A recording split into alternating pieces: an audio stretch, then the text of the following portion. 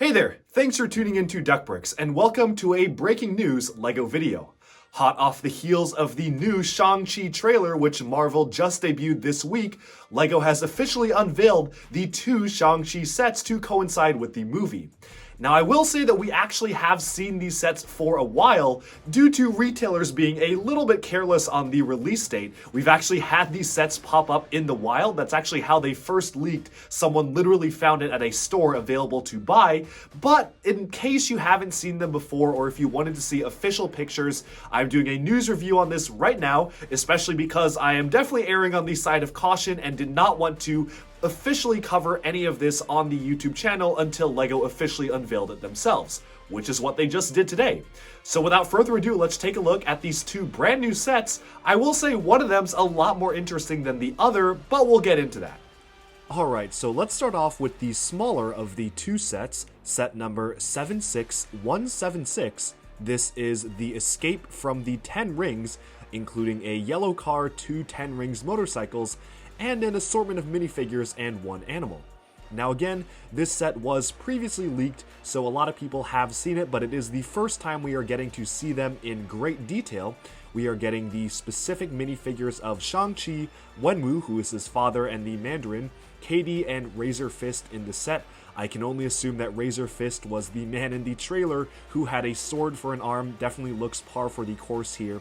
And it also comes with this little intriguing creature called Morris. Now, we actually do know kind of what this will look like in the movie. There are some other toys that other brands put out for this character, but if I'm going to be completely honest, when I first saw this, I assumed it was some sort of a printing mistake, or maybe some sort of preliminary image having literally no printing, but no, that's actually correct. It isn't supposed to have printing, it literally is just supposed to have a plain face, so kind of an interesting character, I will say. Definitely will be interesting to see that in the actual movie. Not really sure how prominent it will be, but it does seem like it will be featured in some sort of marketing capacity because it is in both sets. Speaking of the build first, and I'll talk about the minifigures in a little bit, I'm going to be completely honest, this set build-wise does not interest me too much. The car is literally just something you would see out of, say, City or even Creator. There's really nothing too special about it. The only remotely interesting thing is the use of the tooth pieces as headlights, and honestly, that's kind of a long stretch. It is kind of interesting how the door is sloping downwards, giving it a little bit of a distinct style, but honestly, it's really a basic build and nothing that's too crazy, especially for a Marvel set. We also get two standard motorcycles, but of course these are just the one-piece motorcycles, which we've seen a ton of times. What might be a little bit more interesting to people are the minifigure selection. I will say that the minifigures are decidedly mixed for this set. Shang-Chi himself is alright. I think that it reflects the movie on-screen counterpart relatively well. The official outfit for the character honestly isn't too interesting in my opinion either. It seems like a pretty plain suit, so definitely makes sense to just do a printed torso with plain black legs. I will say though, the face is a little disappointing in my opinion.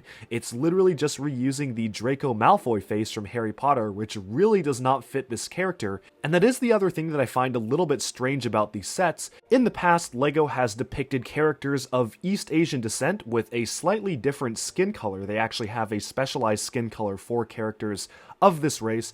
Unfortunately, the minifigures for these sets are literally just using the standard pure flesh skin tone.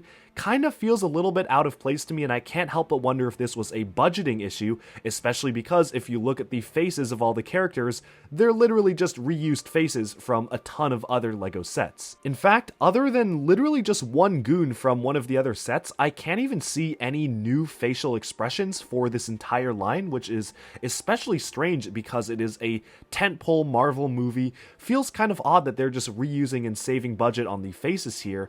Of course, we've got Razor Fist using Poe Dameron's face. I believe Katie's face is using one of the figures from actually the Friends Ideas set, and Wenwu is using your standard Lex Luthor, and of course Shang-Chi himself is just using the Draco Malfoy. So really kind of strange decisions on the minifigures. Wenwu's outfit in particular I think is pretty interesting. It's nice to see that the detail goes on from the torso to the legs, as well as Katie's outfit I think has pretty good detail, nothing crazy going on, like no new molds or anything, but it is detailed rather nicely. But then you've got Shang-Chi himself and the Razor Fist character, which just have new torso prints and just standard plain legs, which really do feel kind of not too interesting to me as minifigures in particular, so that is a little bit disappointing. And of course, accompanying these cars, we get a bit of a weapon rack, which apparently wasn't even worth showing on the front of the box, which is kind of sad.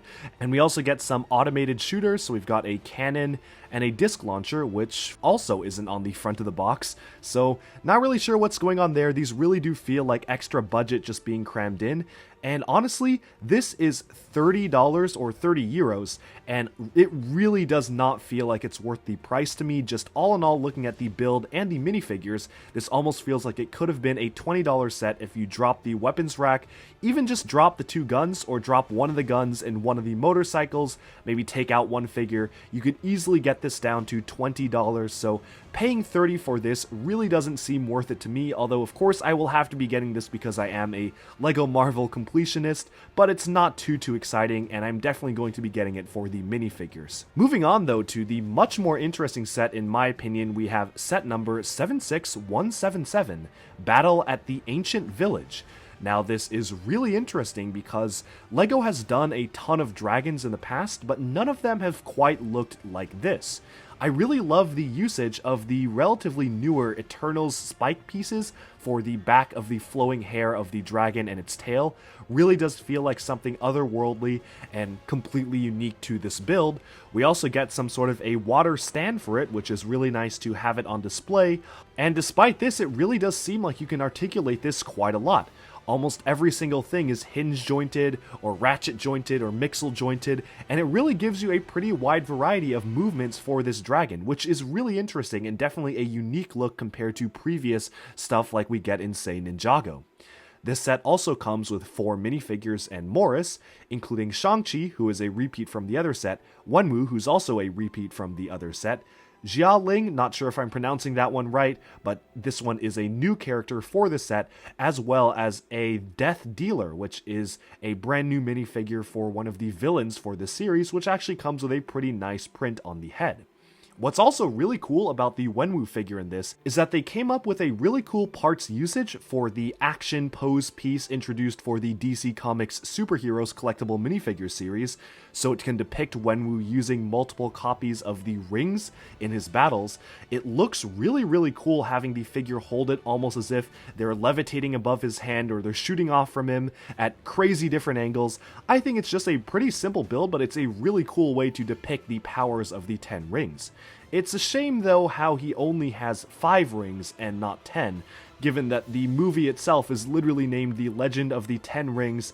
I don't know why they only included 5 in this set. I'm not sure how much more budget it would have taken to have him have a matching set, and I'll definitely be doing that with my own pieces when I get these minifigures. One kind of funny positive thing about this is that when the piece was first introduced in 2012 for the LEGO Lord of the Rings theme, a lot of people complained that it was really disproportionate compared to a standard minifigure, and the ring was basically the size of a bracelet.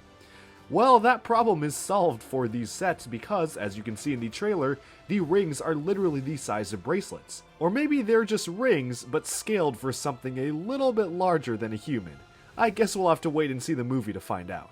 Moving back to the set itself, I think it's really neat how the dragon has a lot of really interesting stickers alongside it, really gives it an organic look, and again, you really can pose it in a lot of different ways. Personally, I'm quite excited about this set because it really is something different. It looks great as a display piece, but as you can see in these images, it also is really great for play because you can take it off the stand and actually use the hinge joints to bend it all around.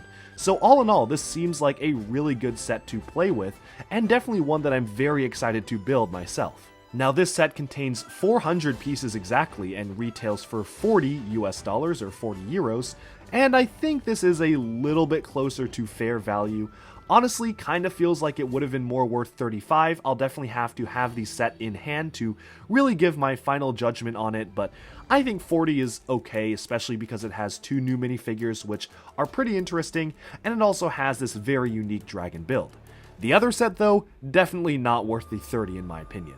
Now, the final thing I have to say about these are the release date. Now, certain websites have quoted them to be releasing in May of 2021. I have heard rumors that they will be released as early as this week or even next week in official LEGO retail stores. I personally have literally no idea because I've heard a ton of different stuff.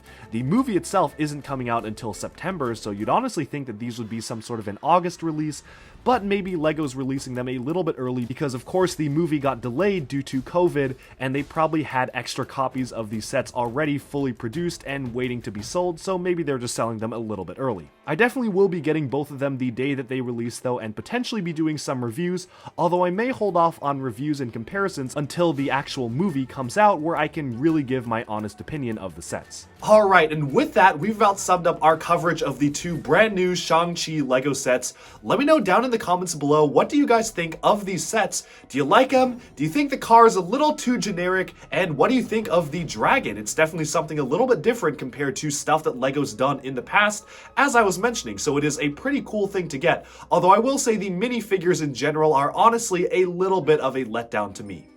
All in all though, it does seem like it is trying a few new things, at least with the one dragon set, so I am quite excited for that, and I think that about wraps up my talks on this video. Thanks all for tuning in, and stay tuned to DuckBricks for even more LEGO news, reviews, discussion, and analyses coming your way very soon. Thanks so much, and bye bye for now.